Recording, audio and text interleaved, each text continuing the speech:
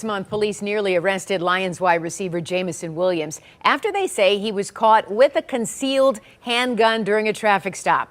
Williams is not a CPL holder. The 7 investigators exclusively obtaining body cam video of the police stop in Detroit. But were the cuffs taken off because of his high-profile status? Our questions have already triggered a Detroit police internal investigation. Here's 7 investigator Ross Jones with what he has learned. I want to know if the fact that this individual was a Detroit Lions player, did that play a factor in the decision making? It's just after midnight on October 8th, and near the corner of Connor and Jefferson, 2 Detroit police officers are pulling over a driver for speeding. Detroit police, you know I'm stopping you? In the passenger seat of the black Audi is Detroit Lions wide receiver Jameson Williams. Driving the car is his brother. Before you start your any weapons in the vehicle? Yeah. Yeah, he a CPL holder? Yeah. Okay, where's your CPL at? Alrighty. Any other weapons in the vehicle besides that one? Yeah, I got another one. You got another one? Where's that one at? You don't gotta reach for it. It's over there with him. Officers said they found the second gun under Jameson Williams' seat. They would take both weapons, finding that the first, found in the back seat, was registered to Williams' brother, who had a concealed pistol license. The gun under Williams' seat was registered to him, but he didn't have a CPL. And that, the officer concluded, was a problem. I'm going to take you out, okay? For what? You're going to start for carrying a concealed weapon, and I'm just explaining it to you so I can be transparent. But it's my weapon, sir. Okay?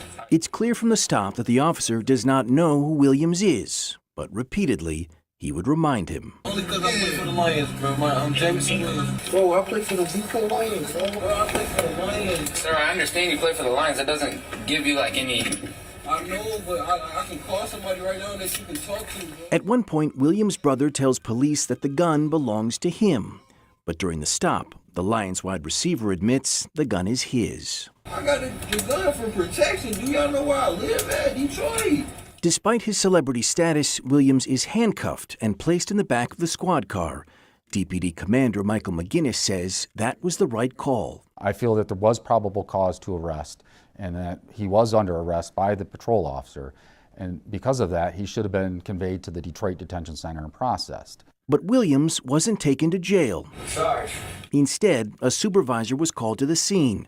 The department says that's not unusual for a high-profile stop. It's a precaution to make sure I's are dotted and T's are crossed. So within a few minutes, a sergeant arrives on scene. What's his name? This? Jameson Williams. 9-5, go yet. The wide receiver? Yes. The wide receiver, bro. Okay, hang on. Unlike the responding officers, the sergeant is a Lions fan. That's made clear by looking at his cell phone. Over the next 30 minutes, the sergeant would make a series of phone calls to higher-ranking officials, trying to determine if Williams needed to be arrested or if the driver's concealed pistol license covered both his and Williams' gun. At one point, the sergeant can be heard whispering something to the arresting officer's partner. He indicated he was so mad at them.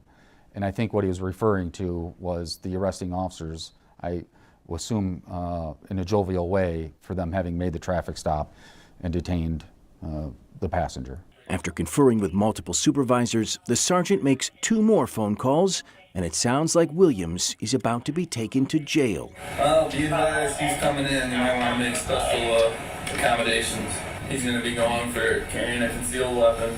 But minutes later, everything changes. The sergeant speaks to a lieutenant who says Williams should be released from custody. We can't hear his side of the conversation. Okay, beautiful. I'm good to let him go?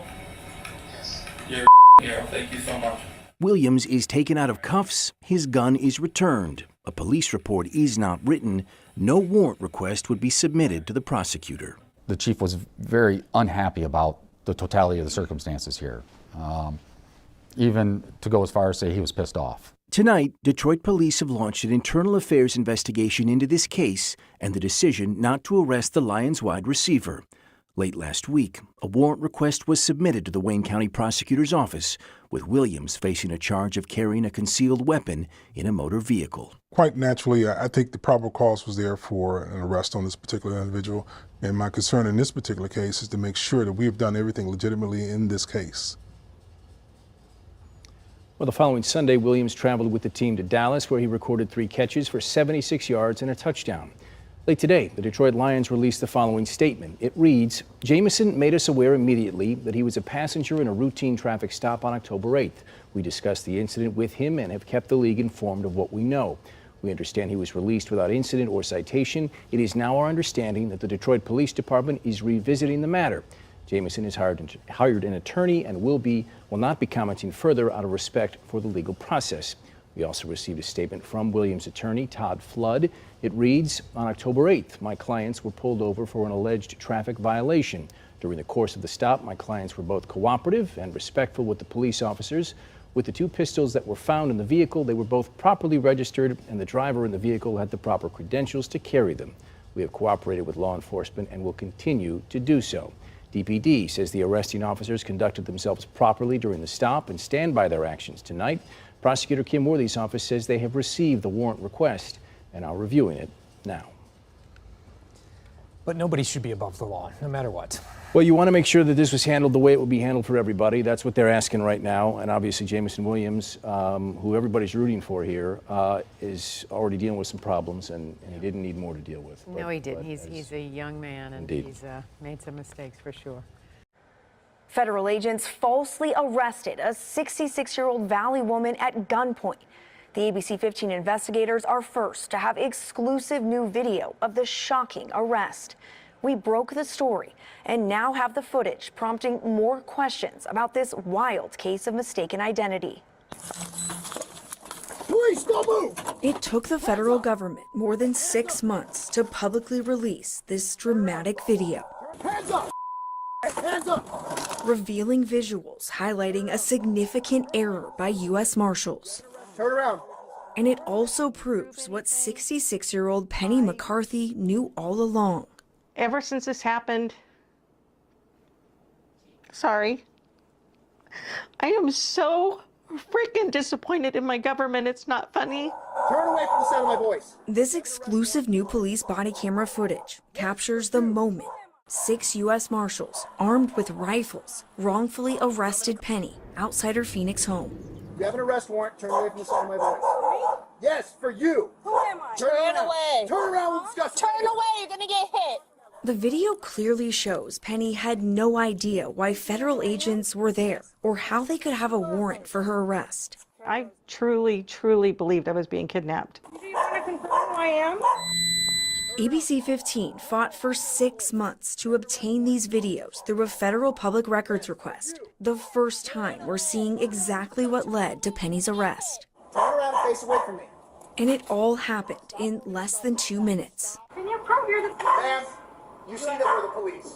How do I see that? Ma'am, you're gonna get. If you turn around. What was it like watching this video? It just makes me more angry than before. Penny's story started with an email.